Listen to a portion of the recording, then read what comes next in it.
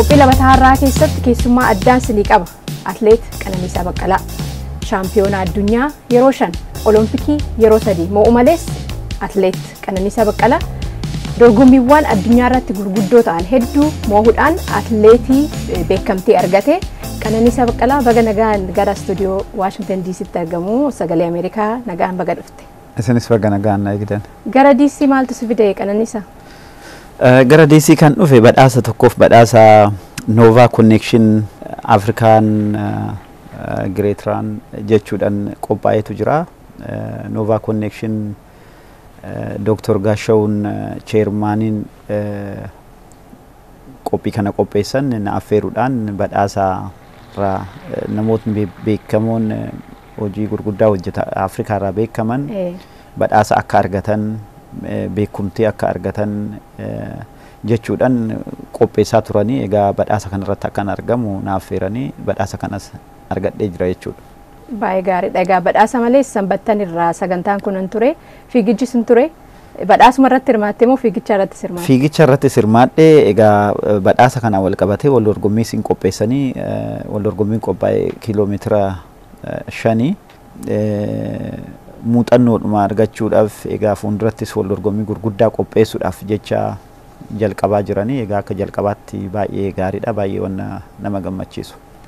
Hayyee egaa waa'ee dorgommii fi sababa gara Washington DC si fideenuufis carraa kana uume mana erga dubbanne amma immoo gara atleetiksitti deebina. Fiigicha dura egaa 5,000 10,000 ittiin warra milkoofte keessa gurguddoodha. Waggoota muraasa dura immoo gara maaraatoonitti seenteetta. Amma maalirra jirta? Kamirratti xiyyeeffatta? Egaa amma maaraatooniidhaan itti fufaa jira. Haa ta'u malee maaraatooniin baay'ee ulfaataadha. Wal dorgommiin isaa akka 5,000 fi 10,000 garuu umriidhaanis yeroo isaan ijoollummaan qabaa ture. Amma maaraatooniin immoo umriis ol ba'an jira. Amma kanaan wal qabatee wal dorgommichis baay'ee hatattama qaba. Egaa maaraatoon maraatan hirmaadhaa wal dorgommii kanarrattis cimee qabxii argachuudhaaf baay'een shaakalaa jira. Dorgommiin dhiyeenyatti gama maaraatooniitiin irratti hirmaatte akkam ture? Kan itti deemaa jirtu immoo hoo jiraate? Itti qophaa'aa jirtu? Egaa kan tanaan dura irratti hirmaadhe ji'a darbe ji'a amma keessa jiru kana jalqaba irratti London maaraatoon irratti hirmaadheen ture. Egaa wal dorgommii saniin dura ji'a lamaan dura dhukkubbii irran ture injurii na qubatee ture. Egaa isa yaalirran ture ji'a lamaan dura yaalii san argadhee tanan erganatti wayyaa'ee yeroo gabaabaadha wal dorgommii kana kan qophaa'e yeroo dheeraan qophoofne akkuma beekamutti maaraatooniin yeroo dheeraa barbaada qophii itti qophaa'uudhaaf yoo xiqqaate ji'a 5 ji'a 4 itti qophaa'utu namarra jira. Ani garuu ji'a 2 keessatti wal dorgommii san irratti hirmaadhetoo qabxii san galmeessise. Yeroo taanuuf egaa amma fayyaan koo gaarii ta'ee jira. Yeroo taanuuf yeroo dheeraa fudhadhee itti qophaa'etoo qabxii gaarii argamsiisuuf nan yaaladheen yaada. Hayyee baay'ee gaariidha. Egaa ammana waa'ee fiigichaa immoo erga jennee amma immoo gara biyya atleetotaa fi burqaa atleetotaa jedhamtu Boqojjii si deebisa. Biyya ati dhalattee biyya Daraartuu Tulluuti. Biyya Obbo Laawwan Dibaabaa Ijjigaayyoo Xurunesh hunda isaaniiti. Boqojjiin biyya atleetotaa ta'uun baay'ee haasa'ameera. Isinis fakkeenya guddaadha. Amma atleetonni jalaa dhufaa jiran akkasinii kana dhufaa jirani eegnu? Injiree dhufaa jirani maaliif anis nan hordofaa. Egaa hordofuu jechuun atleetota kamtu dhufaa eessaa dhufan jedhanii hordofuu qofa odoo hin ta'in akkuma beekamu atleetonni baay'een naannoo Finfinneetti irratti kan shaakala isaanii qophaa'anii egaa atleetota muraasa yoo ta'an malee magaalota Finfinneen ala ta'an iddoo biraa magaalaa akka Boqojjii fi kanneen kana fakkaatan iddoo kanarratti warri shaakala hojjetan ijoollee muraasa ta'uu danda'anii warra jalqabarra jiran ta'uu danda'an. Akkuma beekamu magaalaa Sulultaa irratti naannoo Walsarbii jedhamu biratti Finfinnee irraa kiiloomeetira 15 naannoo kanarratti iddoo itti fiigamu iddoo ispoortii itti hojjetan iddoo tiraakaa fi isteedoomii kana hojjedheen qaba jira hoteelas jira iddoo kanarratti atleetota baay'eedhaan nan gargaara Iddoo kanarrattis iddoo adda addaatirraa dhufanii akkuma beekamu iddoon shaakalli itti hojjetamu baay'inaan hin jiru. Fakkeenyaaf akka tiraakii irratti fiigamu kun ijoolleen baay'een isaanii magaalaadhaan ala baadiyyaarraa dhufanii humna hin qabanii achitti jechuun kafaltii kaffalanii too bakka kanarratti shaakaluudhaaf baay'inaan ijoolleewwan kanneenis nan gargaara. Kaffaltii malee akka shaakalan carraa uumtaa fi kaffaltii malee akka hojjetan carraa ijoollee baay'eedhaaf uumee jira. Ammas uumatuman jira. Egaa haala kanaan follow up nan godha. Atleet Qananiisaa miidiyaa hawaasummaa in hordoftaa akka irra jirtu beeka baay'ee hin fayyadamtu garuu immoo waan fiigichaa wal qabatee maxxanfamuunaan argaa hordoftoota hedduullee qabda. Garuu guyyaa guyyaadhaan in hordoftaa waan namni jedhu waan hawaasni jedhu hin laaltaa?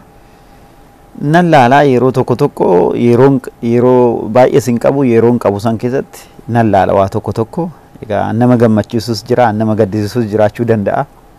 Egaa haala kanaan baay'ee fokusiin kiyya gara sirratti hin godhu. Hojii kiyya irratti shaakala kiyya irratti wanta adda addaa sammuu kiyya irratti baachuu waan hin barbaanneef yeroo baay'ee follow hin godhu garuu meen warra ta'an nan laalta.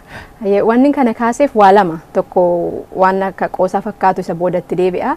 Inni duraa garuu fakkeenyaaf sirna sanbattan irratti hirmaatte kanaan wal qabatee yookaan immoo yeroo kaan sirnoota geggeeffaman yookaan gaafiif deebii atleetonni kennan irratti wal qabatee hawaasni Itoophiyaa hihiramaadha biyya alaa kanatti biyyattis amma tokko sanbattan akka geggeeffame kana fakkeenyaaf hawaasni Oromoo akka hawaasatti irratti hirmaatu akka dhuunfatti namoonni hirmaatan hedduudha. Hawaasni kaanis akkasuma kan hin hirmaanne hin jiraata. Qananiisaan waltajjii keenya odoon taane waltajjii san irratti hirmaata jedhaniif akka barreessantu jira. Deebiin ati qabdu warra akkas jedhaniif maalin? Egaa akkam beekuuttaan ani ispoortiin hojjedha. Ispoortiin immoo nama walitti fiduudhaan nama walitti araarsuudhaan beekama. Egaa bakka kamirrattuu ispoortiin jaalalaa fi walitti dhufeenya fiduu fi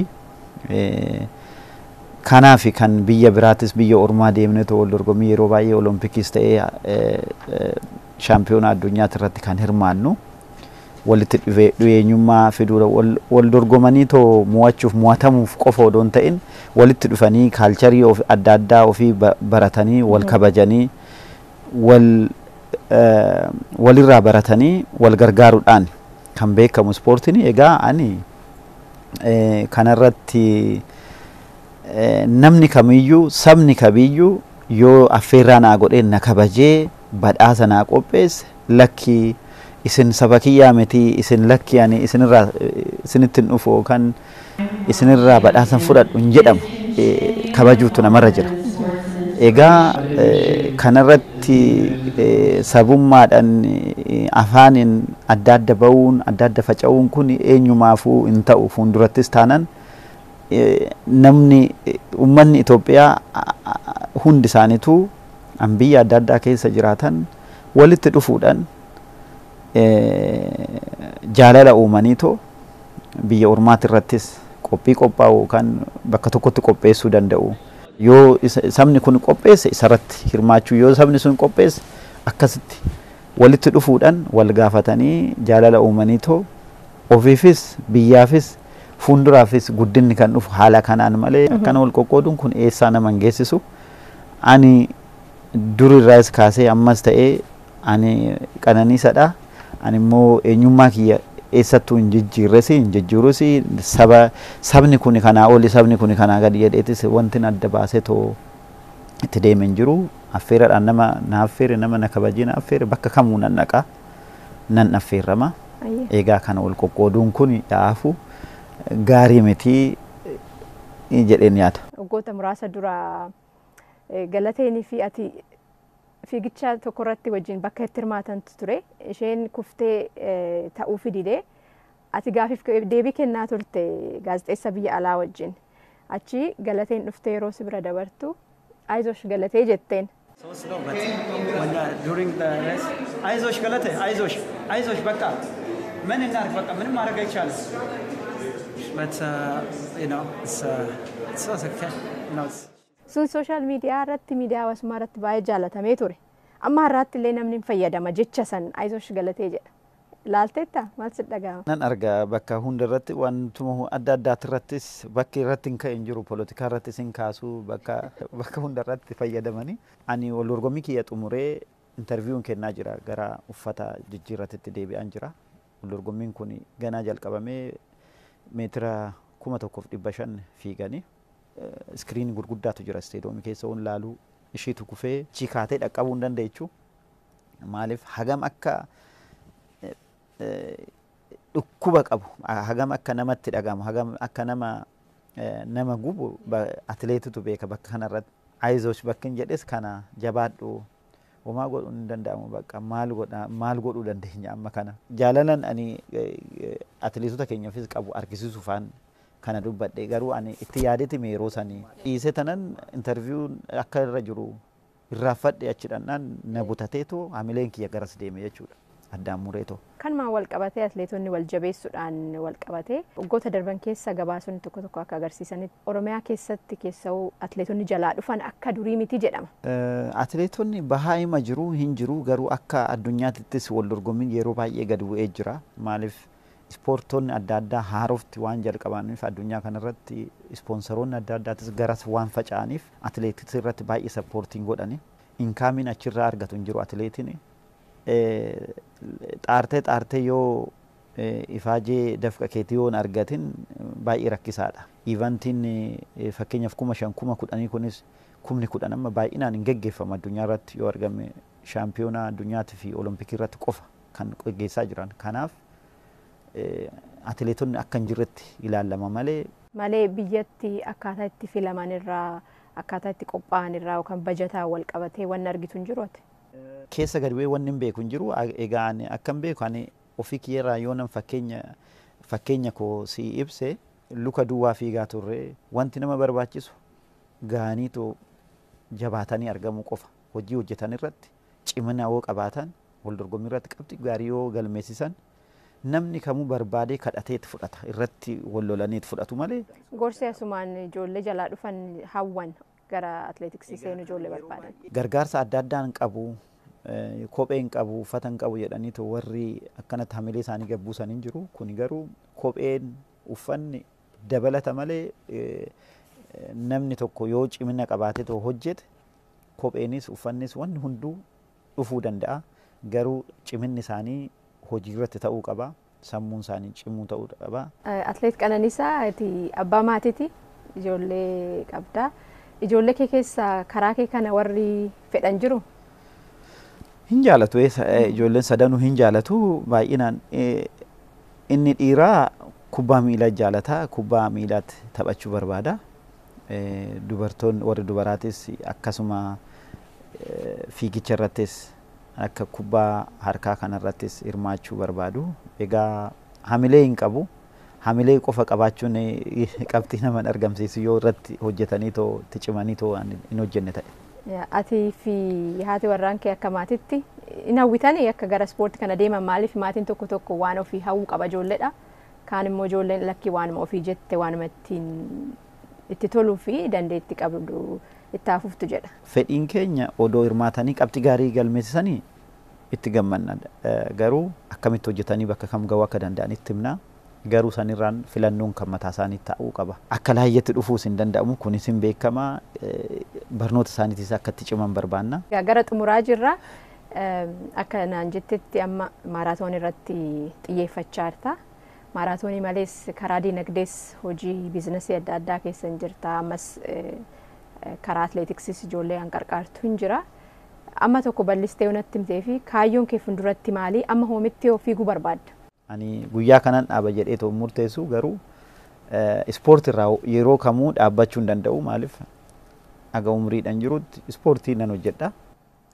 Gama kaaninoo gama dinagdeetiin kaayyoon kee? Gama dinagdeetiin hoteelota biizinasii akka hoteelaa keessa fa'aa kana keessa hin jira. Wanta akka